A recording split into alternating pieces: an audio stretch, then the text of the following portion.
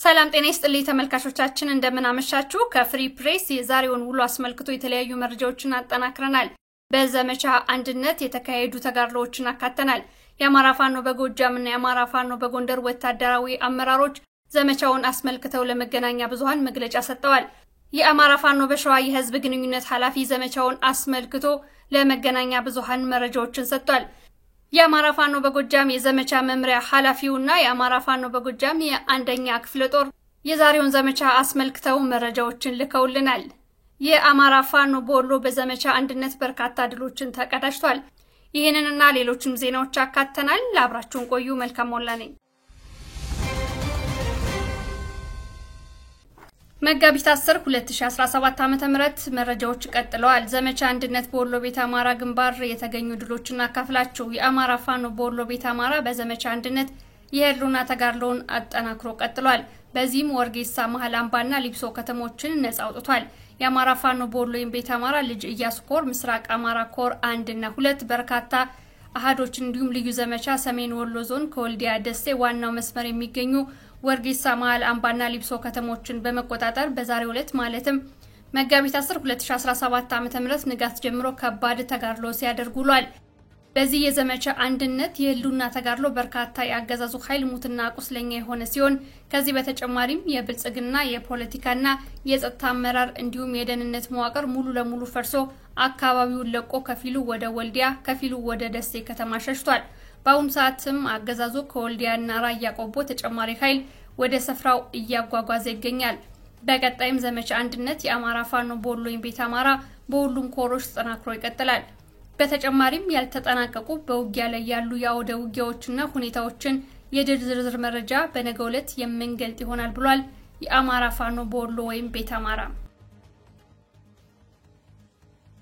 ዘመቻ አንድነት ዛሬ መታወጁ ይታወቃል የአማራ ፋኖ በጎጃም የአማራ ፋኖ አንድነት በጎንደር የአማራ ፋኖ በሸዋና የአማራ ፋኖ በወሎ ቤት አማራ በጋራ ዘመቻ እያካሄዱ ይገኛሉ ይህንን አስመልክቶ የአማራ ፋኖ በጎጃም ምክትል ሰብሳቢና ወታደራዊ አዛዥ ሻለቃ ዝናቡ ልንገረው ከሮሃ ሚዲያ ጋር ባደረገው ቆይታ ዘመቻው ለምን እንደታወጀ በሚከተለው መልኩ ማብራሪያ ሰጥቷል እንግዲህ የዘመቻው መጠሪያ የዚህ ዘመቻ ስያሜ ዘመቻ አንድነት ይባላል እንግዲህ ምናልባት የአማራ ህዝብ ትግል አሁን ያለበትን ደረጃ መሰረት በማድረግ ትግላችንን ወደ አንድ ተቋም የማምጣት ፍላጎት ስላለን ይሄንን ፍላጎት ደግሞ በወታደራዊ ግንኙነት በወታደራዊ ዘመቻና በጋራ ኦፕሬሽን ማምጣት እንችላለን የሚል ቅን ፍላጎትና ሐሳብ ስላለን የዚህን ዘመቻ አንድነት ስያሜ በመያዝ በአራቱም ግዛቶች ያሉ ወታደራዊ አዛዦች ነው ዘመቻውን ያዘጋጁት የዘመቻው ዓላማም የራሱ ይሆናል የዘመቻም ግብ አለው የዘመቻ አፈጻጸሙም ሂደት አለውና በእነዚህ ጉዳዮች ላይ የተዘጋጀ የጋራ የሆነ የመጨረሻው ጣፈንታችን የምንወስንበት መግቢያ ሐሳብ መሸጋገሪያ ድልድይ ይሆናል ብለን ያሰብነው ዘመቻ ነውና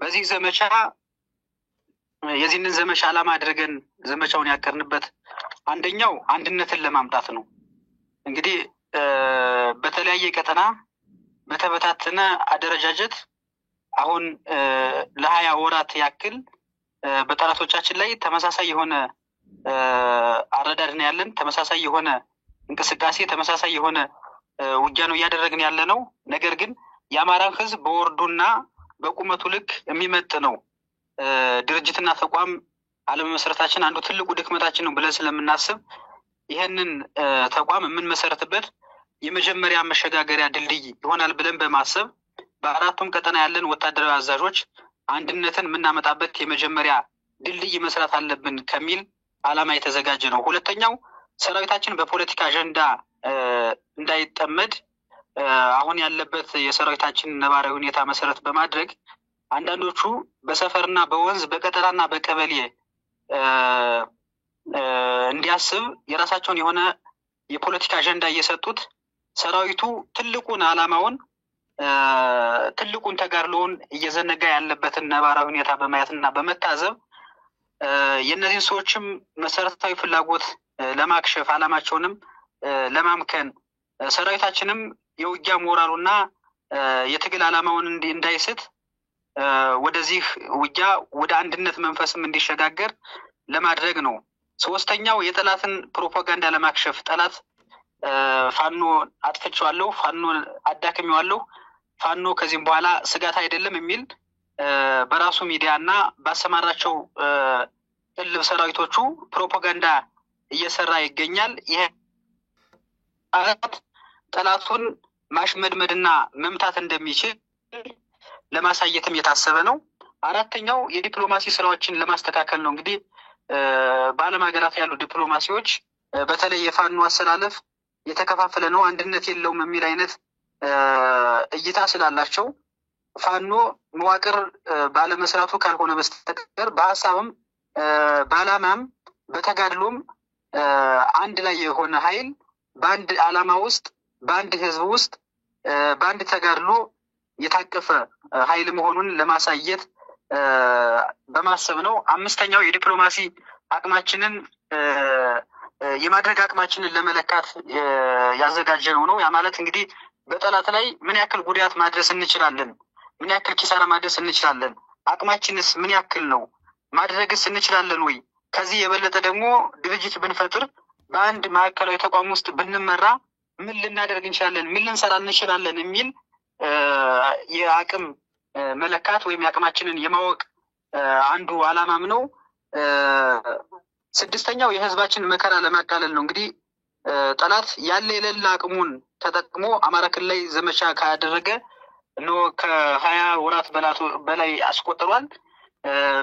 በዚህ እንቅስቃሴ ውስጥ አብዛኛውን እያጠቃ ያለውና ጉዳት እያደረሰ ያለው በሲቪሉ ህዝባችን በማህበረሰባችን ላይ ነውና የሚተኩሰው ከባድ መሳሪያ የሚተኩሳቸው የድሮን ሮኬቶች እና ሌሎችም የሚተኩሳቸው የነፍስ ወከፍ ጥይቶች አብዛኞቹን ታርጌት የሚያደርጉት ንጹሃኑን ወይም ሲቪሉ ህዝባችንን ስለሆነ የዚህ ህዝባችንን መከራና ስቃይ ለማቅለል በአጭር ጊዜ ውስጥ በተባበረ ክንድ ጠላትን ማሸነፍ አለብን ብለን ስለምናምን የህዝባችንን መከራም ለማቃለል በማሰብ ነው።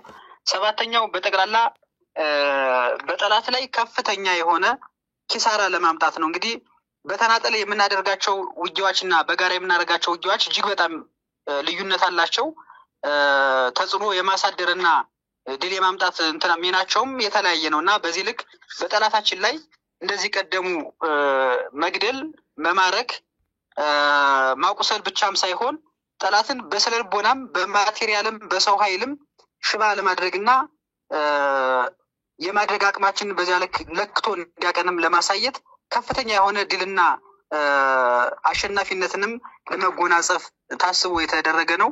ስምንተኛው ድንገተኝነትን ለማትረፍ ነው። እንግዲህ ጠላቶቻችን ብዙውን ጊዜ የሚያስቡት ጎጃም፣ ጎንደር፣ ወሎና ሸዋ በራሱ በተናጠለ አስተሳሰብ በተናጠለ እንቅስቃሴ ነው የሚዋጉት ብለው ነው የሚያስቡት።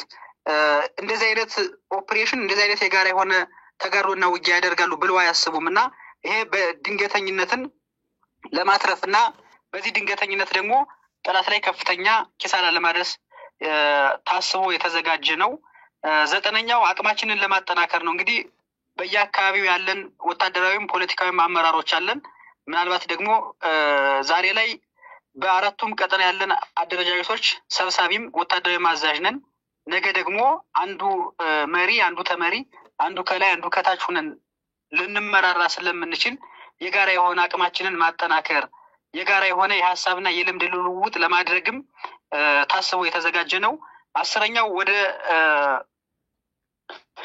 ወደ ሁለተኛው የትግል ምዕራፍ የምንሸጋገርበት ጊዜ ላይ ነው እና ድልድይ መስራት ይኖርብናል ብዬ አስባለሁ። እንግዲህ አሁን ፋኖ ውጊያ እያደረገ ያለው ያሸነፈውን ጦርነት ነው እና ይሄንን ጦርነት በራሱ ችግር አንድ ተቋም ባለመፍጠሩ ያሸነፍነው ጠላት ነፍስና ስጋ የሰራው መስሎት ከቀን ቀን ተስፋ እየጫረ እየታገለን ያለበት ነባራዊ ሁኔታ ማይተናል፣ ታዝበናል።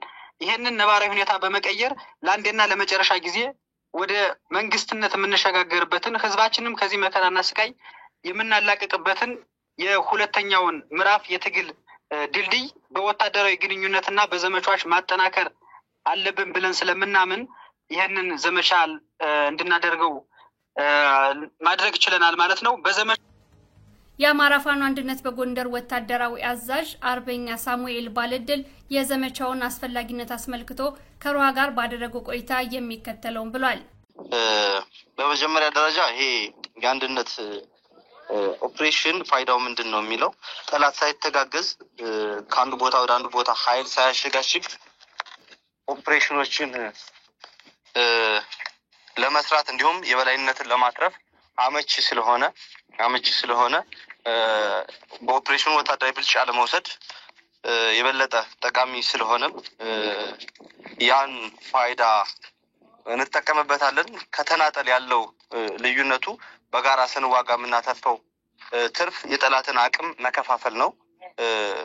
የጠላትን ስርጭትም የውጊያ ስርጭትንም መቆጣጠር የምንችልበት ሁኔታና በእኛ እቅድ እንዲሄድ ማድረግ ስለምንችል በእነዚህ ምክንያቶች ነው ጠላት ተደጋግፎ እንዳይዋጋ እንዳይጠነክርብን። ሁለተኛው ሰራዊታችን ስነልቦናው ላይ እንደ አማራ ሁሉም አማራ በተመሳሳይ ጊዜና በተመሳሳይ ሰዓት በአንድ ፊሽካ መተኮስ በአንድ ፊሽካ የፈለገውን ነገር ሊያደርግ እንደሚችል ማሳየት ስለሚያስፈልግ ወታደራዊ ስነልቦናውም የበለጠ ላቅም ስለሚያደርገው ሁሉም በተመሳሳይ ቦታ ውጊያዎችን እያደረገ እንደሆነ ሲሰማ ጠላት ላይ የሚኖረው ስነልቦና ብልጫም ከፍ ያለ ነው። በእኛ በኩልም ደግሞ ልክ እንደዚያው የአሸናፊነት መንፈሱ እጅግ የላቀ ነውና የሚሆነው ያ ጥቅም ስላለው በዚያ ልክ ነው። ከዚያ ባለፈ የዚህ ዘመቻ አስፈላጊነቱ ላይ መጀመሪያ እንግዲህ ወንድማችን ዝናቡ ንገረውም አስቀምጦታል። ውስጣዊ አንድነታችን ለማሳየት ስንል በፈለግነው ጊዜ በየትኛውም ሰዓት አማራዊ አንድነቱን አማራዊ ቤቱን መስራት የምንችል መሆናችንና ምናልባትም ታች ያለው ሰራዊት ወይም ደግሞ በወታደራዊ ዘርፉ ያለው በሁሉም ቀጠና ላይ ያለው ሰራዊታችን በተመሳሳይ ጊዜ ኦፕሬሽን ሊፈጽም የሚችል አንድ የሆነ ሰራዊት እንደሆነ ለማሳየት እንዲሁም በዚሁም ኦፕሬሽን በአንድ ትዕዛዝ ስራዎችን ሰርቶ ድልን እንዲያገኝ ያለመ ነው። ሌላው የጠላትን ቅስም መስበር እና ማዳከም አስፈላጊ ሆኖ ስለተገኘ ጠላት በሚነዛው ፕሮፓጋንዳ በህዝብ ላይ ለማሳመንና ሆኖና መስሎ እንዲታይ የሚያደርገውን እንቅስቃሴ ለመቀልበስ እንዲሁም ደግሞ ጠላት ላይ በምንወስደው የጋራ እርምጃ በተመሳሳይ ቦታ በሚተኮስ ጥይት በጠላት ላይ ብልጫ ስንወስድ ጠላት ላይ የሚኖረው የቅስም መስበር ከፍ ያለ ነውና የሚሆነው ያን ያለመ ነው። በሶስተኛ ደረጃ የማድረግ አቅማችን መቼ በየትኛውም ሰዓት ምንም አይነት ነገር ልናደርግ እንደምንችል ለማሳየትም ጭምር ያለመ ኦፕሬሽን ነው። ለዚያም ስለሆነ በተለያዩ ቦታዎች ላይ በጎጃም፣ በጎንደር፣ በወሎ እንዲሁም በሸዋ በተመሳሳይ ጊዜ እና ሰዓት ብዙ ቦታዎች ላይ ኦፕሬሽኖችን እየሰራን ጠላት ላይ ከፍተኛ ጉዳት እያደረስን እንገኛለን። ሌላው እንግዲህ የህዝብን ጫና መቀነስን ያለመ ነው።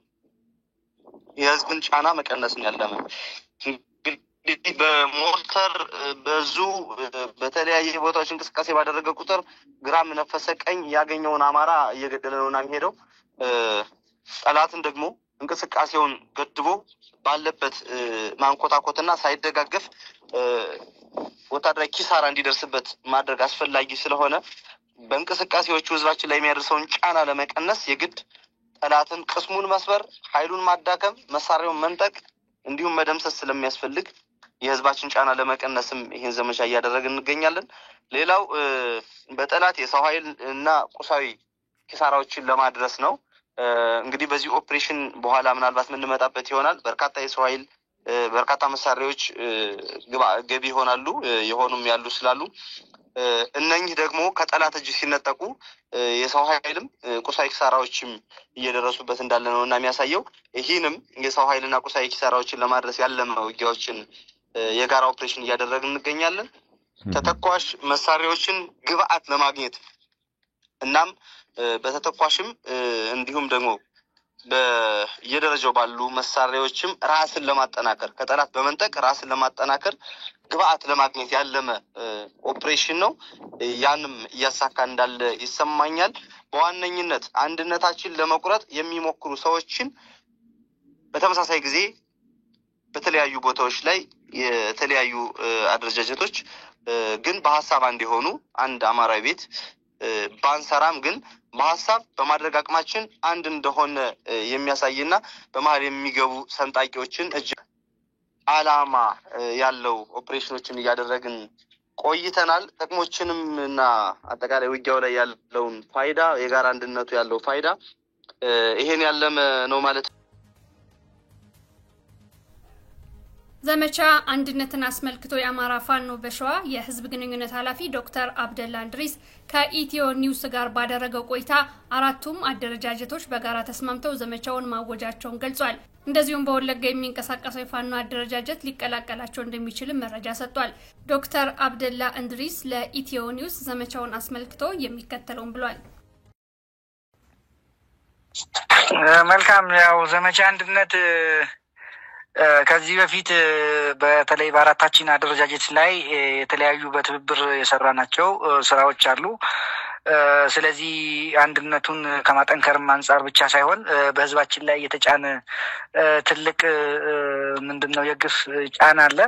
እሱንም ለመገርሰስ ያስችል ዘንድ ያው ቅድም እንደተባለው ስራዎችን በአንድነት መስራት ተገቢ በመሆኑ ምናልባት አሁን በትጥቅ ደረጃ በፋኖ አደረጃጀት ደረጃ የፋኖ አደረጃጀቶች በጋራ ያወጡት ዘመቻ አንድነት ነው። ዘመቻ አንድነት ሲባል እንግዲህ ጠላትን መደምሰስ አንዱ ዓላማው ነው። ጎን ለጎን ደግሞ አንድነቱን ማጠናከርና የጋራ እሳቢና አሰራር በመያዝ አገዛዙን ለማስወገድ የሚያስችል ጅምር ነው ማለት ነው። ምናልባት ይሄኛው እስከዛሬ በተለያዩ ነገሮችን በጋራ የተሰሩ ስራዎች አሉ። የጋራ ስምሪት ተሰጥቷቸው የጋራ አመራር ተሰጥቷቸው የተፈቱ ችግሮች አሉ። የጋራ ኦፕሬሽኖች የተሰሩ አሉ። ምናልባት በአብዛኛው ፖለቲካዊ ኦፕሬሽኖች ነበሩ የሚበዙ ከዚህ በፊት ያሉት። አሁን ወደ ወታደራዊ ኦፕሬሽን ተገብቷል። ምናልባት ይሄ ጅምር ነው ማለት በተወሰነ አሁን ይሄ ከተደረገ በኋላ ቀጣይ ብዙ ፌዞች ይኖራሉ። አሁን እዚህ ብዙ የማይጠቅሙ ነገር ግን በህዝብ ደረጃ ጭምር የምንወጣና ይሄንን አገዛዝ ለመገርሰት የሚያስችሉ በወጥነት የሚሰሩ ስራዎች ይኖራሉ። ስለዚህ አንተ እንዳልከው የወታደራዊ የጋራ ኦፕሬሽን የመጀመሪያው ነው ብሎ መጥቀስ ይቻላል። በቀጣይ ግን ተከታታይነት ያላቸው ስራዎች እንደሚሰሩ ለመጠቆም ነው። የአማራ ፋኖ በአንድነት በጎንደር፣ የአማራ ፋኖ በወሎና የአማራ ፋኖ በጎጃም ናቸው ይህን እንቅስቃሴ እያደረጉ ያሉት። በቀጣይ የአማራ ፋኖ በወለጋ ወይም ቢዛሙም እሱም እንደሚቀላቀል ተስፋ የምናደርግ ነው የሚሆነው። ነገር ግን እንቅስቃሴዎቹ በስፋት ነው እየተደረጉ ያሉት። ቅድም አንተም እንዳልከው የአንድነቱ ከዚህ በፊት ቲዮሬቲካል እንዳልኩ በፖለቲካ ስራዎች የተሰሩ በርካታ የጋራ አመራር የተሰራ ስራዎች ነበሩ። ነገር ግን አሁን ደግሞ ወደ ወታደራዊ ትብብር እየተሄደ ነው። ምናልባትም ቀጣይ ለምንሰራው አንድ ወጥ ድርጅት ይዘን ለመምጣትና የጋራ አንድ መሪ ለማውጣት የምንጠቀምበት ነው የሚሆነው ማለት ነው። ስለዚህ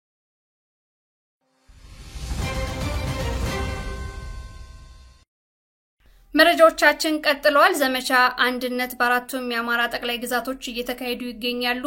በጎጃም እየተካሄደ ያለው ዘመቻ ምን ይመስላል? እንዲሁም ፖለቲካዊ አንድምታው የአራቱም አደረጃጀቶች በጋራ በአንድ ቀን ውጊያ ማካሄዳቸው ፖለቲካዊ አንድምታው ምን ይመስላል? አማራ የሚናፍቀውን አንድነት ሊያመጣ ነው ወይም ሊያደርግ ነው ወይ ብዬ የአማራ ፋኖ በጎጃም የዘመቻ መምሪያ ኃላፊውን መቶ አለቃ ማርቆስን ጠይቄው የሚከተለውን ምላሽ ሰጥቶኛል። የአማራ ፋኖ አጠቃላይ አንድነት እንግዲህ ዛሬ ካብሎ ተጀምሯል። ዛሬ ገና አዋዜማው ማንቂያ ጀምረናል። እንግዲህ ከጅምሩ ሲጀምር በጣም ደስ የሚልና አስፈላጊ የሆነ ኦፕሬሽን እንዲሰራና ጥሩ ውጤት እንዲመጣ ሆኗል። በሁሉም ቀጠናዎች ላይ በተለይ ዋናው ትልቁ የዚህ በተለያዩ ፖለቲካ ሲነዙ የነበሩ የውስጡም ሆነ የውጭ ባንዳዎች ይህ አንድ ተቋም ተፈጥሮ ወይም አንድ ሆኖ አንድነት ተፈጥሮ ይህንን ስራና ይህንን ኦፕሬሽን መስራቱ ትልቅ የፖለቲካ አሰራ ይሆንበታል ለባንዳው ለጠላት። ለወገን ደግሞ ፖለቲካው በጣም እፎይታ ይኖረዋል። ከልቡም ህዝባችን እፎይታ አግኝቶ አንድ ከሆነ አማራ ማናሸንፈው ነገር የለም ብሎ ራሱን አሳምኖ እንዲኖር ያደርገዋል። ይሄ በጣም አስፈላጊ ነው እና ከጅምሩ አጠቃላይ በአራቱም ግዛት በአጠቃላይ በአማራ ክልል በአራቱም ግዛት በጎጃም፣ በጎንደር፣ በሸዋ፣ በወሎ በጣም ትልቅ ፖለቲካ ክሳራ ደርሶበታል። በጠላት ላይ ሲያወራው ከነበረ በላይ እኛ ጥፋት ታንበት የተሻለ ደረጃ ወይም የተሻለ እርምጃ እንድንራመድ አድርጎናል ለጠላት እና የተገኙም ጥሩ እድሎች አሉ። በጣም ጥሩ እድሎች አሉ የተገኙ። በአጠቃላይ በጎጃም ምን ተሰራ? አጠቃላይ ጎጃም በብዙ ወደ 40 ምናምን የሚሆኑ ግንባሮች ነው ያሰለፍ ነው። በዚህ ላይም በሁሉም ቦታዎች ላይ የተሻለ ውጤት መጥቶበታል።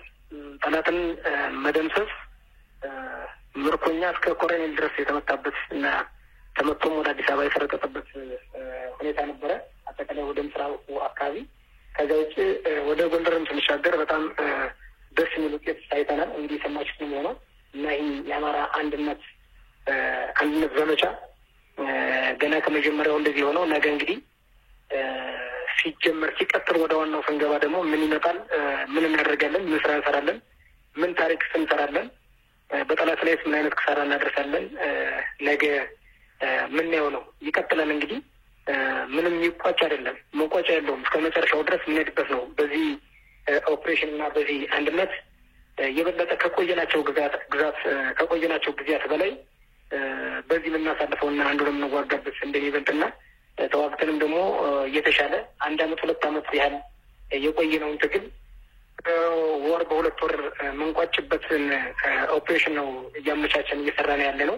ምክንያቱም መቼም እንደዚህ አይነት ነገር ሲደረግ አንድ መሆን ማለት ነው ፖለቲካው ሰራ እንኳንስ ከራሳችን ከአማራ ህዝብ ይቅርና ይህንን ስርዓትና ይህን አረመኔ ጨቋኝ መንግስት የራሱን ህዝብ ከሚጨፈጭፈው እየመጣ ህዝብ እንደዚህ እያለቀ በድሮን እየገደለ ከባህር ዳር ከተማ ላይ በሳይክል ህዝቡን ዜባ አስዘግቶ የኔ ልጆች ሁላ አስዘግቶ በሰላም ቀጠና ላይ ሲጓዝ የሚውል እቃቃ ተጫዋች ወያላ ምን እንደምናደርግበት እና ምን እንደምሰራበት እንግዲህ ካሁን በኋላ ይቀጥላል ዘመቻችን። በጣም አመሰግናለሁ መቶ አለቃ። በነገው ቆይታችን ደግሞ ሌሎች አዳዲስ መረጃዎችን እንለዋወጣለን። ተመልካቾቻችን ከፍሪ ፕሬስ ልዩ የመረጃ ሰዓታችን ቀጥሏል። የአማራ ፋኖ በጎጃም የ1ኛ ክፍለ ጦር የህዝብ ግንኙነት የሆነው ፋኖ ሙሉ ሰው የኔ አባት የዛሬውን የውጊያ መረጃ አስመልክቶ ተከታዩን መረጃ ልኮልናል። አመሰግናለሁ። ሙሉ ሰው የኔ አባት እባላለሁ። የአማራ ፋኖ በጎጃም 1ኛ ክፍለ ጦር የህዝብ ግንኙነት መምሪያ ኃላፊ ነኝ። የአማራ ፋኖ በጎጃም የወጣው ዘመቻ አንድነት መመሪያን ተከትሎ የአማራ ፋኖ በጎጃም 1ኛ ክፍለ ጦር መጠነ ሰፊ የሆነ የማጥቃት አውደ ውጊያዎችን ሲያደርግ ነው የዋለው። ይህም አውደ ውጊያ በአጠቃላይ አንሙት ያዛቸው ብርጌድ፣ ባህር ዳር ብርጌድ እና የጣናው መብረቅ ብርጌድ በጥምር ያካሄዱት አውደ ውጊያ ነው። የአንሙት ያዛቸው ብርጌድ እና የባህር ዳር ብርጌድ ምላጭበር፣ አይቀጡባ ጊዮርጊስ እና አዴት ከተማ በመግባት አጠቃላይ በቀጠናው ላይ የነበረውን ጠላት ሲያርበደብዱት ውለዋል። በተለይ አዴት ከተማ ላይ ሰርገው የገቡት ነበልባሎቹ የሻለቃ አንሙት ያዛቸው ልጆች ሻለቃ አንሙት ያዛቸውን መንፈስ በመላበስ በአዴት ከተማ ላይ ሰፍሮ የሚገኘውን አጥቦ አይለብሴ ሚሊሻ ባንዳ አድማ ብተናና ፖሊስ እያሯሯጡ ከገባበት ቤት ሁሉ እየወጡ ሲደመስሱት ውለዋል። በሌላ በኩል አይቀጡባና ምላጭበር የሚገኘው ጠላት በጥምሩ በባህር ዳር ብርጌድና በሻለቃ አንሙት ያዛቸው ብርጌድ በጥምር ሲርበተበት ውሏል። በሌላ በኩል ዴንሳ ባታ ዘው ይልማና ዴንሳ ላይ ሰፍሮ የሚገኘው የጠላት ኃይል በጣናው መብረቅ ብርጌድ ቅንባባና አካባቢው ሻለቃ በአንዲት ሻለቃ ጦር ከተማዋን ሁሉ ለቆ ተራራማ ቦታዎችን ይዞ ሲደበደብ ውሏል። በአጠቃላይ በዚህ አውደ ውጊያ እውነት ለመናገር በአይን የታዩ አጠቃላይ ከ25 በላይ እየተደመሰሰ ሲሆን ይሄ ማለት በአይን የታየ እንጂ በየሰዓቱ ያነሱ የወሰዱት የጠላት ቁጥር በደንብ አልታወቀም። በአይን የታየ እና የተቆጠረ ነው። በሌላ በኩል ከ3 አምቡላንስና አንድ ኤፍኤስአር ቁስለኛ ጭነው ወደ ባህር ዳር ሆስፒታሎች ሲያመላልሱ ተስተውለዋል።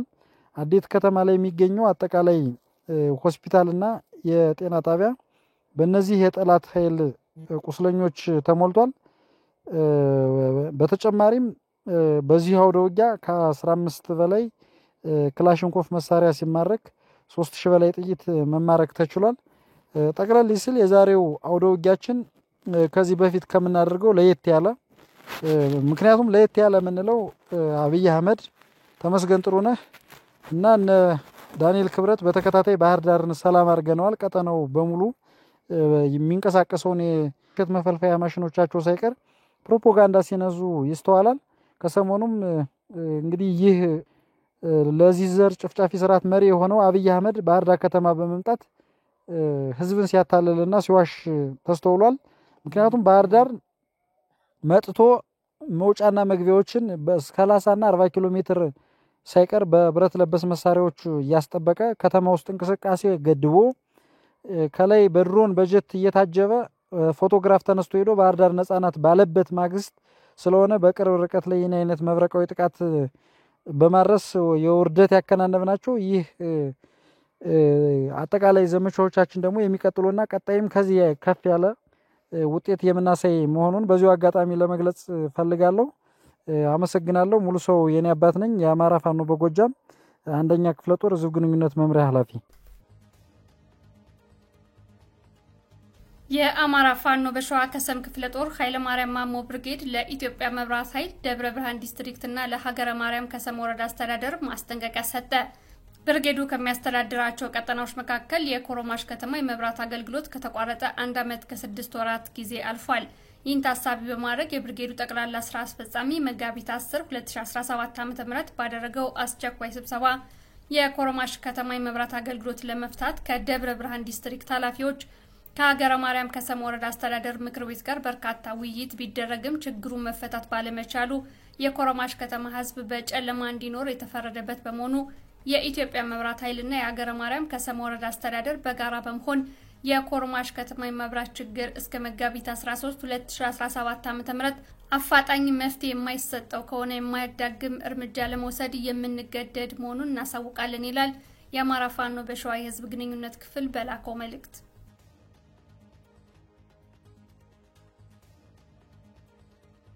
የአማራ ፋኖ በጎጃም ጃጎይ መተከል 4ኛ ክፍለ ጦር በላይ ዘለቀ ብርጌድ ያሰለጠናቸውን የኮማንዶ አባላት አስመርቋል።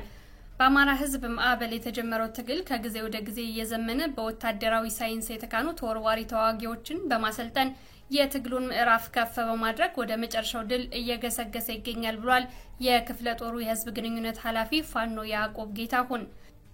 በዚህም የአማራ ፋኖ በጎጃም 4ኛ ክፍለ ጦር በላይ ዘለቀ ብርጌድ ለ5 ተከታታይ ወራት ያሰለጠናቸውን ተወርዋሪ ኮማንዶ አባላት በድምቀት አስመርቋል።